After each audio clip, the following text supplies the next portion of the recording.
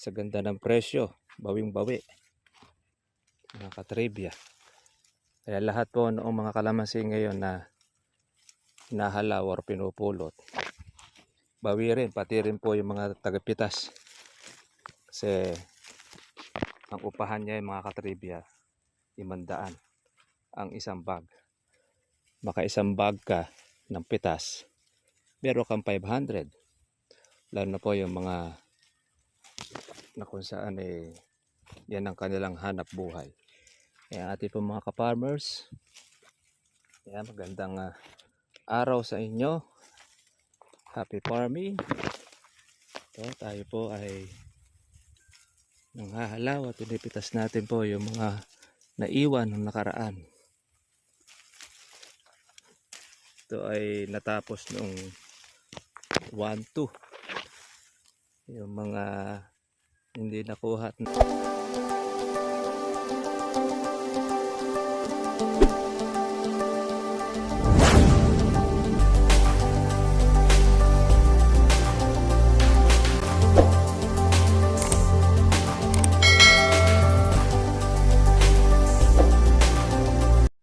Hello, kamusta na po mga ka-farmers, mga ka-trivia?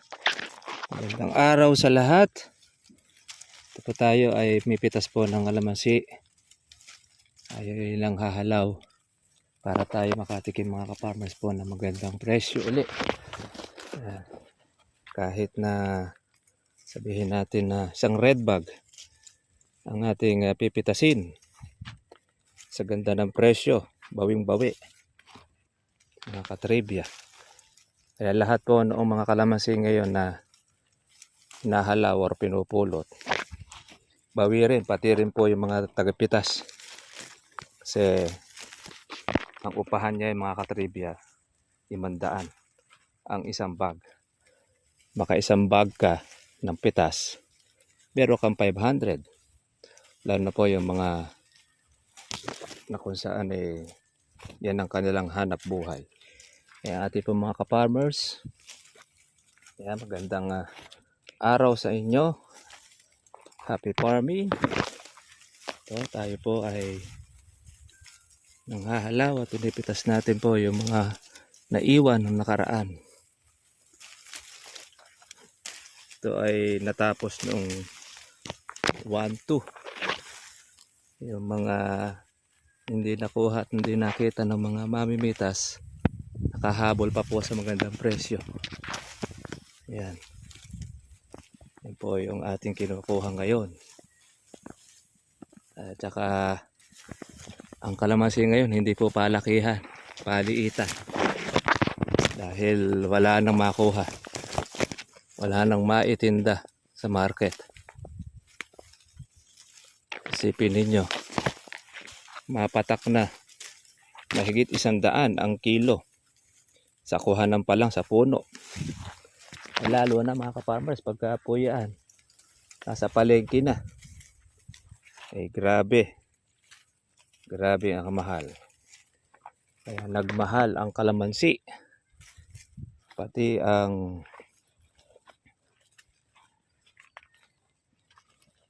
kamatis kasama rin nagmahal. Yan o.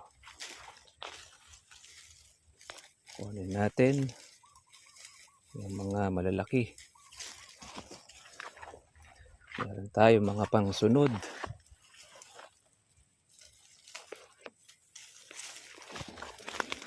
Yan sa ilalim, sa gitna.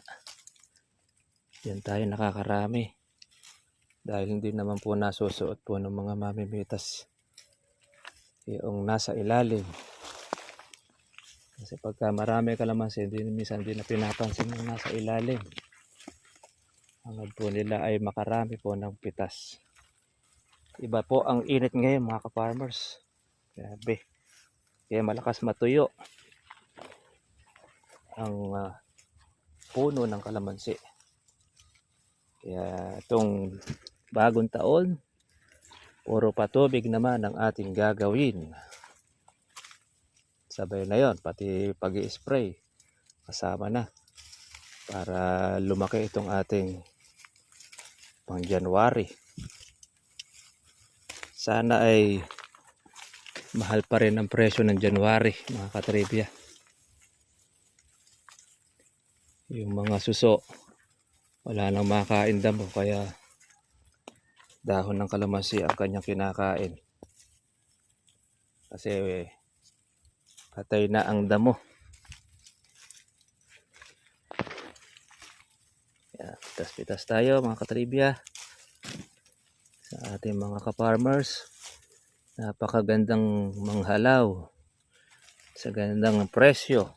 3.2 ang presyo ng kalamansi natin. Pakuha tayo ng isang bag, may tumataginting kang 3.2. Ay talagang bihira pong mangyari yan mga katribya, ang ganyang presyo ng kalamansi. Napakamahal, grabe. At talagang ikaw ang walang maibebenta, maipagbibili. Kaya doon sa nagbabawal na mag-promote ay ka sa kalamansi, di na ika mabili. Nasa na kaya ipagbibili? Wala ngang maibenta, walang mapitas, shortage sa bunga.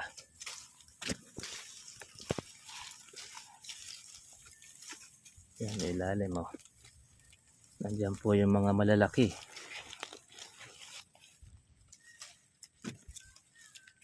Pati yung mga pang siomay naubos na. Kaya po pwersa ang mga maliliit.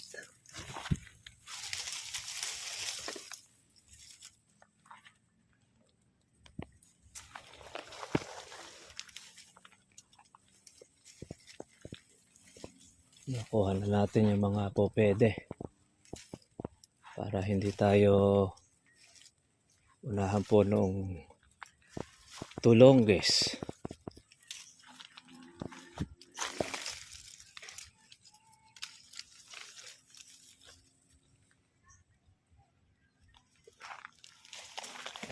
Malapit na, naglilipat na po ng taon.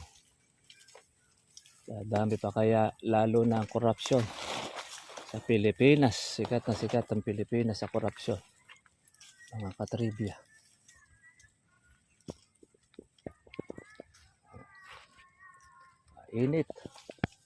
Init ang panahon.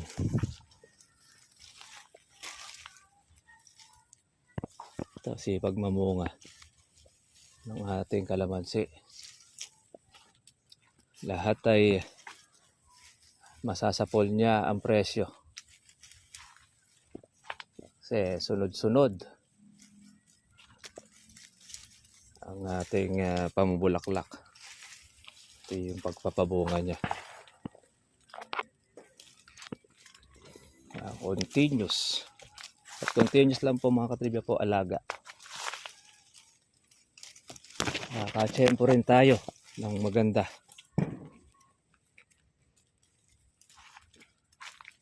Yung walang tiyaga, hindi makakatsempo. Tsaka yung mga walang kapital.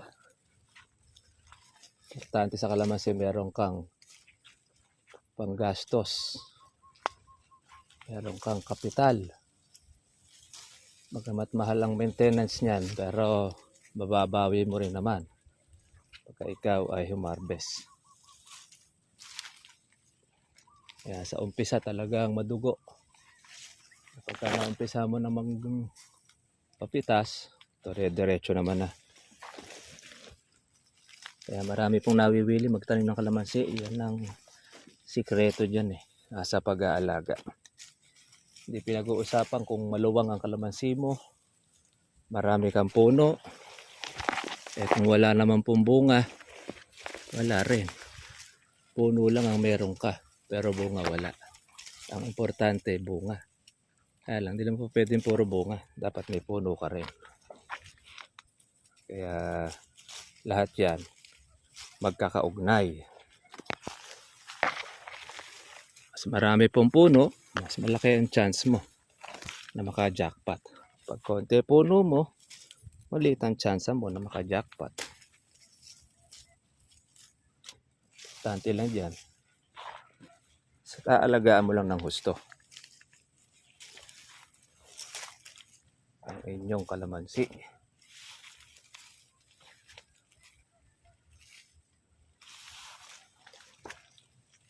Medyo mainit na kasi patanghali na mga katripya. Kailangan na natin ay mananghalian. Kasama na po pati pagtatanggal natin ng sangang tuyo saka ng baging.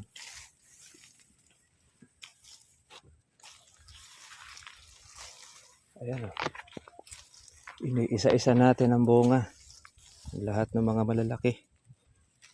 Ganyan po ang paghahalaw. Hindi po marami. Kaya matagal po bago makapuno.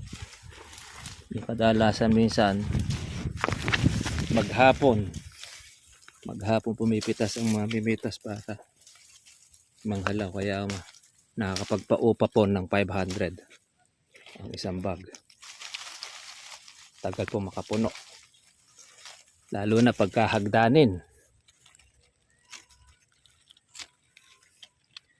Mas matagal.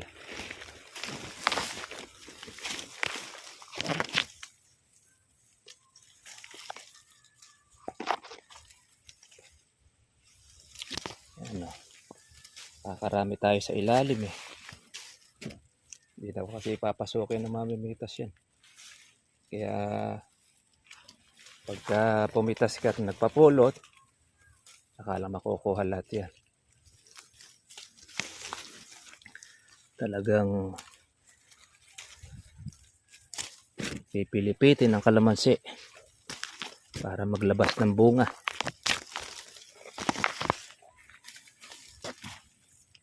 Hindi ganyan ang gagawin mo, hindi tayo makakabuo.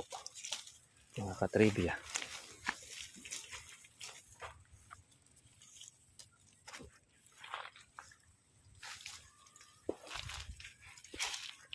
Yan, buti na lang eh. Merong nasa ilalim. At merong itinira ang kawatan. Yan, hindi niya makukuha yan. Yan, nasa loob. Puro nasa ibabaw lang yung mga nakikita.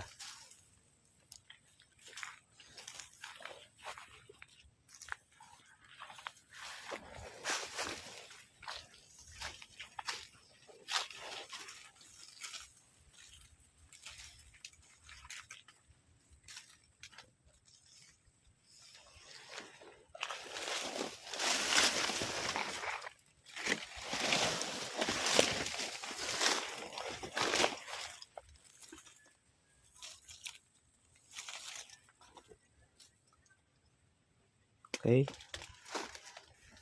Lalaki ng hinog.